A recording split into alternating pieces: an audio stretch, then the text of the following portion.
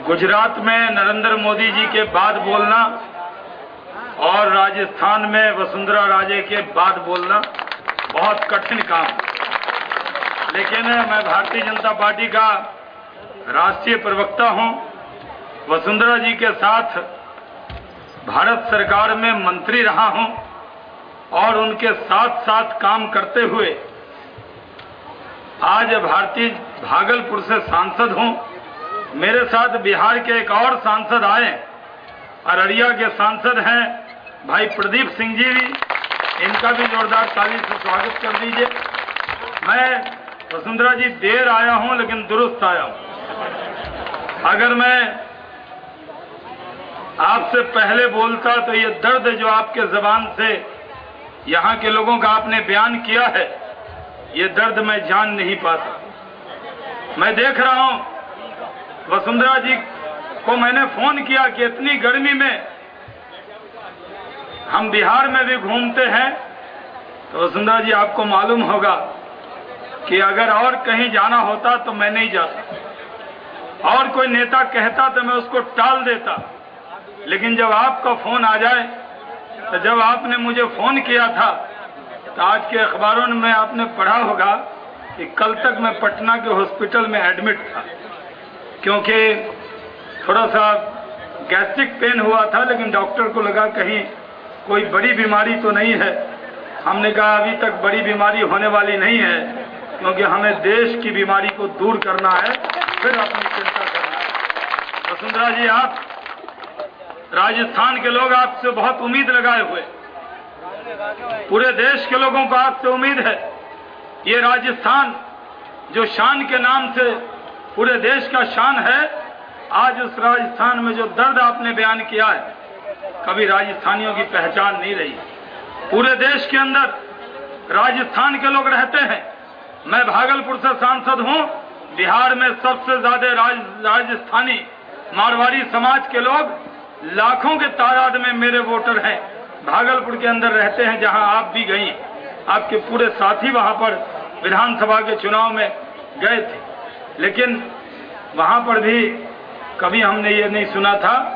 राजस्थान के लोग तो दाता होते हैं, देने वाले होते हैं। राजस्थान के लोग जो प्रतिष्ठा आज यहाँ की गहलोत सरकार गिरा रही है, इस तरह के नहीं होते। और मैं तो कहता हूं कि ये जो अशोक गहलोत है, ये लालू यादव के नक्शे कदम पर हैं। जिस तरह बिहार में लालू जी का राज याद किया जाता था, जो इतिहास के पन्नों में चला गया, राजेश यहाँ पर जो अशोक गहलोत जी हैं, उनकी सरकार भी बनी नहीं थी। हम लोगों से कुछ कमियां रह गई होंगी। एक लोग कहते हैं कि राजस्थान के लोगों ने तो बहुमत दे ही दिया था, स्टेशन तक पहुंचा ही दिया था, लेकिन कहीं न कहीं हम में कमियां रह गई। एक शायर ने कहा, यूं तो कुछ तो मजबूरियां रही होंगी, यूं ही कोई बेवफा नहीं होता। हम में गलती, राजस्थान की जनता में गलती नहीं थी। हमें मालूम है, हम राजस्थान के प्रचार में आए, और जब बाद में आए थे तो सरकार बनी थी अशोक गहलोत की, लेकिन लोगों के आंख में खुशी के आंसू नहीं थे, लोगों के आंख में दुख के आंसू थे। आज भी वसुंधरा जी आपकी सरकार को लोग याद करते हैं। आज भी हमारा रिश्ता है राजस्थान। हम ख्वाजा अजमेरी की दरगाह पर अगर महीने में एक आध बार ना आ जाएं तो हमारा काम बनता नहीं। राजस्थान की सरजमी पर ब्रह्मा जी भी यहीं मौजूद हैं और ख्वाजा अजमेरी भी यहीं मौजूद है। ये वीर की भूमि, और यहाँ के लोग पूरे देश के अंदर लोगों को रोजगार देते हैं, लेकिन आज इन नौजवानों की हालत क्या है? आज कोई रोजगार नहीं। ये कांग्रेस के राज में या तो सोनिया जी के परिवार के लोगों को रोजगार मिला है, या अशोक गहलोत के परिवार को रोजगार मिला है, और दूसरे नौजवानों को कोई रोजगार नहीं मिला। आज कांग्रेस में हो रहे, हम तो कम से कम बिहार में हैं, जहां एनडीए की हुकूमत, जहां पर हम लोग काम कर रहे हैं। लेकिन ये देखिए, राजस्थान के अंदर केंद्र में भी कांग्रेस की सरकार, राज्य में भी कांग्रेस की सरकार, कोई बहाना भी नहीं है। कांग्रेसियों, तुम्हें बचकर निकलने का कोई मौका राजस्थान की जनता देने वाली नहीं। अगर सरकार होती एनडीए की केंद्र में, तो आप कहते हम काम करना चाहते थे, लेकिन बीजेपी के लोगों ने काम करने नहीं दिया। लेकिन आप क्या काम करना चाह रहे हैं? दिल्ली में अलग लोग लूट रहे हैं और राजस्थान में अलग लूट रहे हैं। कंपटीशन हो रहा है। दिल्ली के अंदर मेरी आवाज ऐसी नहीं थी। जब पिछली बार वसुंधरा जी के लिए वोट मांगने आया था तो मेरी आवाज थोड़ी सुरीली थी। ये आवाज में अगर थोड़ी करक दिख रही है तो इसलिए दिख रही है कि संसद में हम हैं। मैं संसद के अंदर एक दिन एक मंत्री का इस्तीफा मांगता हूं कि वो घोटाले में शामिल है, उसके लिए आवाज बुलंद करता हूं, संसद बंद होती है। क्या करूं? एक का मांगता हूं, दूसरा रिश्वत खा लेता है, दूसरे का मांगता हूं, तीसरा खा लेता है। ये तो कंपटीशन है। मैंने पूछा कांग्रेसियों, ये तो बता दो कौन सा मंत्रालय है जहां तुम खा नहीं रहे हो? ये मंत्रालय नहीं है। कांग्रेसियों को बहुत दिनों के बाद सत्ता मिली। जिस तरह पानी मछली के बिना तड़पती, कांग्रेसियों को सत्ता बिना तड़पते हुए अपने राजस्थान में देखा होगा। जब केंद्र में हम लोगों की सरकार थी, अटल बिहारी वाजपेयी जी की, और राज्य में वसुंधरा जी की सरकार थी, तो याद कीजिए अटल बिहारी वाजपेयी और वसुंधरा राजे सिंधिया की जोड़ी ने क्या कमाल करके दिखाया था इस राजस्थान के अंदर। और आज देखिए मनमोहन सिंह और अशोक गहलोत, इसकी जोड़ी क्या तुलना है। एक तराजू में डाल दें अटल बिहारी वाजपेयी और वसुंधरा राजे सिंधिया, और दूसरी तराजू में डाल दें मनमोहन सिंह प्लस सोनिया गांधी प्लस अशोक गहलोत। कोई तुलना नहीं, कोई तुलना नहीं है। तराजू में वो एक तरफ उठेगा ही नहीं। हल्का सा तराजू इधर अशोक गहलोत और सोनिया गांधी और मनमोहन सिंह का उठेगा। भाइयों और बहनों, मैं वसुंधरा जी के साथ मंत्री रहा हूं, इसलिए लिबर्टी ले रहा हूं। अगर हमने वसुंधरा जी के साथ काम न किया होता तो मैं उनके बाद बोलने की हिम्मत नहीं करता। लेकिन राजस्थान को मैं मान गया हूं। मुझे एकदम उम्मीद नहीं थी। मैंने प्रदीप सिंह जी से कहा जो हमारे साथ आए, उन्हें गुलाब जी से कहा, और हमने कहा देखिए वसुंधरा राजे जी भाषण समाप्त करेंगी और लोग चले जाएंगे, कम से कम वसुंधरा जी मेरा परिचय करा देंगी। लेकिन मुझे क्या मालूम था कि सवाई माधोपुर में मैं पहली बार दस्तक देने आया हूं, और जिस इज्जत से, सम्मान और प्यार से आपने हमें यहाँ सुना है, मैं वसुंधरा जी को वचन देता हूं कि राजस्थान में उतना मेहनत करूंगा जितना राजस्थान का राजस्थानी कार्यकर्ता अपना खून और पसीना लगाएगा, शाहनवाज हुसैन भी उतना खून और पसीना लगाएगा। भाइयों और बहनों, आज देश में कोई मुद्दा नहीं है, राजस्थान में भी कोई मुद्दा नहीं है। मुद्दा है भ्रष्टाचार, मुद्दा है महंगाई, मुद्दा है महिलाओं के साथ जो दुराचार हो रहा है वो। लेकिन राजस्थान के अंदर आज लोग मुद्दा बनाना चाहते हैं जो लोग, कि कांग्रेस बड़ा पैसा बांट रही है। मैंने पहले कहा राजस्थान के लोग के हाथ ऐसे देखे हैं मैंने, राजस्थान के लोगों के हाथ मैंने ऐसे कभी नहीं देखे। अगर अशोक गहलोत जी को और मनमोहन सिंह जी को ये भ्रम है कि वो कैश ट्रांसफर करके वो लोगों को हसीन ख्वाब दिखा के 4.5 साल तक कुंभकर्ण की नींद में सोने वाली ये अशोक गहलोत की सरकार अगर अभी जाग कर सोचती है कि वो राजस्थान के अंदर कोई चमत्कार कर देगी, तो राजस्थान की जनता चमत्कार को फेल करना जानती है। यहाँ पर वसुंधरा जी के नेतृत्व में जिस तरह का माहौल खड़ा हुआ है, ये बात सच है कि अगली सरकार बनेगी तो यहाँ पर पूरी तरह कमल के फूल की सरकार बनेगी, दूसरी नहीं बनेगी। और मैं तो आपसे कहना चाहता हूँ कि मैंने देखा बड़ी तादाद में स्टेशन पर करीब 300-400 लोग अक़लियत समाज के आए थे। मैंने कहा मैं बिहार में भी जाता हूं तो इतनी बड़ी तादाद में अक़लियत के लोग नहीं आते, लेकिन इस राजस्थान के अंदर मैं आपको बहुत बधाई देता हूं वसुंधरा, आपने सारे समाज को जोड़ कर रखा है। जो राजस्थानी है उसका एक ही धर्म है, राजस्थानी। वो धर्म और जाति से ऊपर उठकर आप इस राजस्थान के अंदर फेविकॉल है, आप सबको जोड़कर चल रहे हैं। राजस्थान के अंदर और लोगों को तोड़ रही हैं और आप समाज को जोड़ रहे हैं। इसलिए मैं आपसे कहना चाहता हूं, आपकी कोई मिसाल देना, आप मंच पर न होती तो मैं आपके बारे में ज्यादा अच्छा बोलता, लेकिन आपके मंच पर मैं कहना नहीं चाहता, लेकिन मैं कह देना चाहता हूं, आज सेक्युलरिज्म और कम्युनिज्म की कोई लड़ाई नहीं है। जो नेता अपनी कमी छुपाना चाहते हैं वो सेक्युलरिज्म के आड़ में छुपना चाहते हैं। इस देश के अंदर आज अकलियत के लोग भी बदले। वो जमाना अलग था जब 15 अगस्त 1947 के बाद जब देश का बंटवारा हुआ था, तब लोग कहते थे ये देश का बंटवारा हो गया, और कांग्रेस के लोग जाकर अकलियत के दरवाजे पर जाते थे और कहते थे खान साहब हमें खाना खिलाइए। और वो बेचारे क्या करें, उनको बताते थे खान साहब को तो इन्होंने खानसामा बना दिया था। उनके दरवाजे पर गए, दावत खाई और कह दिया अगर आप हिंदुस्तान में हो तो हम कांग्रेसियों की वजह से सुरक्षित हो। अब वो दौर बीत गया, अब वो दौर बदल गया।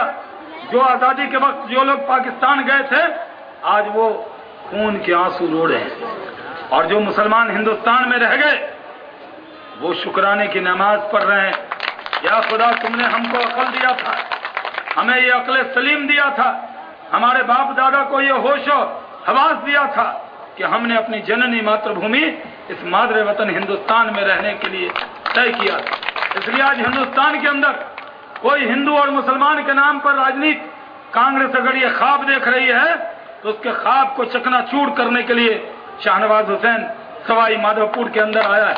और उनको मैं बताना चाहता हूं, आज भारतीय जनता पार्टी की जहां हुकूमत है वहां मुसलमानों की आर्थिक हालत ज्यादा अच्छी है। सिर्फ मुसलमानों के इफ्तार पार्टी में चले जाना, एक टोपी पहन लेना, एक चादर ओढ़ लेना और उनके मजार पर जाकर चादर चढ़ा देना, इससे अब मुसलमान खुश होने वाला नहीं है। मुसलमानों को भी चाहिए पर कैपिटा में बराबरी, उनको भी चाहिए तरक्की, उनको भी चाहिए रोजगार, उनको भी चाहिए मसावात। और अगर रोजगार और मसावात और बराबरी अगर कोई पार्टी दे सकती है तो वो हमारी पार्टी भारतीय जनता पार्टी दे सकती है। इसलिए भाइयों और बहनों, अब वो जमाना बीत गया कि धर्म के नाम पर लोग बांटकर आपका वोट लेंगे। भारतीय जनता पार्टी की जहां हुकूमत है, आप जाकर देखिए, आज भारतीय जनता पार्टी की जहां हुकूमत है, मैं एक पैमाना देना चाहता हूं। आप तो हज की मिनिस्टर रही, कई बार लोगों को अंदाजा नहीं होता है। आज हाजी आपके यहां से जाते हैं, 4 जगह से हज की फ्लाइट जाती थी। वसुंधरा राजे सिंधिया जी जब मिनिस्टर थी भारत सरकार में, विदेश राज्य मंत्री, हज का काम इनके पास था। 4 जगह की फ्लाइट को, मैं सिविल एविएशन मिनिस्टर था, इन्होंने हमसे कहा ये 4 जगह नहीं 14 जगह से जानी चाहिए। अटल बिहारी वाजपेयी की सरकार में सब जगह से हज की फ्लाइट चली। आज वसुंधरा जी जब मंत्री थी हज की तो 12,000 रुपए में हाजियों को हज का टिकट देती थी। आज कांग्रेसियों, कहीं मेरी आवाज छुप कर सुन रहे हो अगर हो तो जवाब देना कि हज का टिकट आज 45,000 का हो गया, लेकिन सेकुलर हुकूमत में कोई बोलने को तैयार नहीं। ये नाम नेहाद सेकुलर है। मैं आज आपसे कहने आया हूं कि हिंदुस्तान के अंदर जहां जहां बीजेपी की हुकूमत है वहां अकलियतों की हालत ज्यादा अच्छी। और मैं आपको गारंटी देने आया, कई बार लोग कहने लगते हैं गुजरात बगल में, गुजरात के दंगे की गाली देने लगते हैं। मैं आपसे पूछना चाहता हूं, इस देश में 37,000 दंगा कराने वाली कांग्रेस 70 चूहे खा के बिल्ली हज को चली। ये अपने आप को सेकुलर कहती है। और हमारे राज्य में वसुंधरा जी मुख्यमंत्री थी, एक दंगा नहीं होने दिया। और कांग्रेसियों, गोपालगढ़ में तुमने क्या किया, ये सवाल लोग पूछ रहे हैं। चुनाव आने दो तो पता लगेगा। तुमने अकलियतों के ऑफिसर के साथ किस तरह तुम्हारे राज्य में अकलियत के ऑफिसर जिंदा जला दिए जाते हैं, ये यहीं पे है। मुझे तो मालूम नहीं था, मैं उसी जगह जा रहा हूं जहां कांग्रेस के राज में वर्दी पहने हुए अल्पसंख्यक की भी तुम रक्षा नहीं कर सकते, बिना वर्दी के लोगों की रक्षा तुमसे क्या करेंगे। इसलिए भाइयों और बहनों, आज गुजरात के अंदर बड़ी गाली दी जाती है। गुजरात, कई लोग अपनी दुकान गुजरात के नाम पर चला रहे, मार्केट नहीं चल रहा ना, कई की दुकान नहीं चल रही, तो नरेंद्र भाई का नाम लेके नरेंद्र भाई को गाली देंगे तो भाव बढ़ेगा। कुछ लोग इसलिए राजनीति कर रहे हैं। और ऐसे राजनीति करने वालों को पूछता हूं, गुजरात में एक दंगा हुआ, उसकी गाली हमें दोगे, हम सुनने को तैयार। लेकिन वो गुजरात जहां कोई ऐसा साल नहीं है जहां दंगा न हुआ हो। पिछले 12 साल से हिंदू और मुसलमान भाइयों की तरह मिलकर रह रहे हैं, कोई दंगा नहीं हुआ। तो दंगों की गाली दोगे तो दंगा नहीं हुआ उसकी ताली भी शाहनवाज हुसैन को देकर। इसलिए हम लोग लेकर सबको साथ चलेंगे। भारतीय जनता पार्टी किसी को छोड़कर नहीं चलेगी, सबको साथ लेकर चलेगी। हम हिंदू मुसलमान अगड़ा पिछड़ा में कोई भेदभाव नहीं करेंगे। और हम आपको ये वचन देने आए कि राजस्थान में भारतीय जनता पार्टी का वो सुनहरा दौर हम याद कर रहे हैं। वसुंधरा जी, जो आपने सड़कें बनाई थी, उस पर जब हम दिल्ली से चलते थे, अजमेर जाते थे, तो आंख लगी रहती थी, अजमेर पहुंच जाते थे। अब आपकी बनाई हुई सड़कों में गड्ढे पैदा हो गए, और सड़कों में गड्ढा और लोगों के दिलों में भी गड्ढा पैदा किया अशोक गहलोत की सरकार ने। आप तो सिर्फ सड़कों का गड्ढा नहीं भरना, आपने लोगों के दिल में जो गड्ढा पैदा किया है, उस गड्ढे को भी भरने की जिम्मेदारी आपके ऊपर होगी। इसलिए लोग आपसे उम्मीद कर रहे हैं, लोग आपसे काफी इतनी बड़ी तादाद में जो लोग आपसे उम्मीद किए हुए हैं, मैं आपका बहुत शुक्रगुजार हूं। और मैं आपको वचन देता हूं, मैं भारतीय जनता पार्टी का युवा नेता कहा जाता हूं। इसलिए मैंने कहा, मेरे कई साथी मुझे सलाह दे रहे थे कि वसुंधरा जी थोड़ी नाराज होंगी आपसे, उनको पता लगेगा आप बीमार थे, नहीं आए तो वो नाराज नहीं होंगी। मैंने कहा वो नाराज नहीं होंगी, ये मुझे भरोसा है। लेकिन राजस्थान की जनता को अगर हमारे पार्टी के लोगों ने कह दिया कि शाहनवाज हुसैन आ रहे हैं, तो युवा के नाम पर, आजकल तो युवा एक ही है, एक ही युवा है, ऐसे वाले, यानी आप समझ गए ना कि कौन है युवा, वही युवा है। और हम लोग भी तब तक अपने को युवा कहेंगे जब तक कांग्रेस के युवराज अपने आप को युवा कहेंगे। इसलिए कोई युवा नेता हो और बीमार हो गया हो और सवाई माधोपुर ना आया तो मेरी इमेज का सवाल था, इसलिए भी मैं आया हूं। और मैं ये मानकर चलता हूं, कोई मेरे से उम्र पूछता है कि आपकी उम्र क्या है, आप जानते हैं पहले महिलाएं उम्र नहीं बताती थी, आजकल नेता उम्र बहुत छुपाते। किसी नेता से पूछिए, हमारे यहाँ बिहार में पोस्टर लगता है, युवा कर्मठ जुझारू उम्मीदवार। हमने कहा कि भाई अब युवा हो जो युवा लिख रहे, लेकिन युवा तो आजकल सब है, क्योंकि पहले जमाने में अगर लोग सब युवा कहते, मेरे से कोई किसी ने पूछा आपकी उम्र क्या है, मैंने कहा मैं सलमान खान से छोटा हूं, मैं शाहरुख खान से छोटा हूं, और मैं सिर्फ राहुल गांधी से 18 महीने 7 दिन बड़ा हूं। अब तुम तय कर लो कि मैं युवा हूं कि नहीं। इसलिए मेरी जो इमेज की बात थी, इसलिए वसुंधरा जी मैं आपके लिए भी आया, लेकिन अपनी इमेज के लिए भी आया। कोई ये न कह दे कि जो बीजेपी का युवा नेता है वो बीमार हो गया इसलिए नहीं आया। और मैं बिहारी भी हूं, और आप जानते हैं बिहारियों में कई खूबियां होती हैं, अच्छी अच्छी तो आपको मालूम नहीं, बुरी बुरी मालूम होगी, लेकिन अच्छी अच्छी वाली भारतीय जनता पार्टी के बिहारी नेता में होती है। इस नाते मैं यहाँ पर आज आपको वचन देने आया कि जब तक भारतीय जनता पार्टी की सरकार नहीं बनेगी, जिस तरह राजस्थान के सांसद, विधायक और पार्टी के नेता पूरा दिल और जान लगा के राजस्थान में एक पाक साफ और अच्छी सरकार बनाने के लिए काम करेंगे, हम भी उतना ही मेहनत राजस्थान की सरजमी पर करेंगे। आपने हमको सुना, उम्मीद से दुगुना आपने दिया, और उम्मीद नहीं थी कि आप इतनी देर तक टिकेंगे। इसलिए वसुंधरा जी हमको बुलाती रहिएगा। देखिए टेस्ट में मैं पास कर गया हूँ, और अगर मैं टेस्ट में पास कर गया हूँ तो मुझे बुलाती रहिएगा। और मैं एक बात के साथ अपनी बात को समाप्त करता हूँ कि हमारे जो कार्यकर्ता हैं वो एक हो गए, इकट्ठे हैं, साथ चल रहे हैं, लेकिन ये नदी की धारा की तरह। और इसलिए हम आपको कह देना चाहते हैं कि एक शायर ने कहा, दरिया हो खामोश तो मत समझ की रवानी नहीं है, दरिया हो खामोश तो मत समझ की रवानी नहीं है। हम हैं अपने फर्ज से मजबूर, मत समझ के जोशे जवानी नहीं है। उठेंगे तो तूफान बनकर उठेंगे, अभी हमने उठने की ठानी नहीं। बहुत बहुत धन्यवाद। जय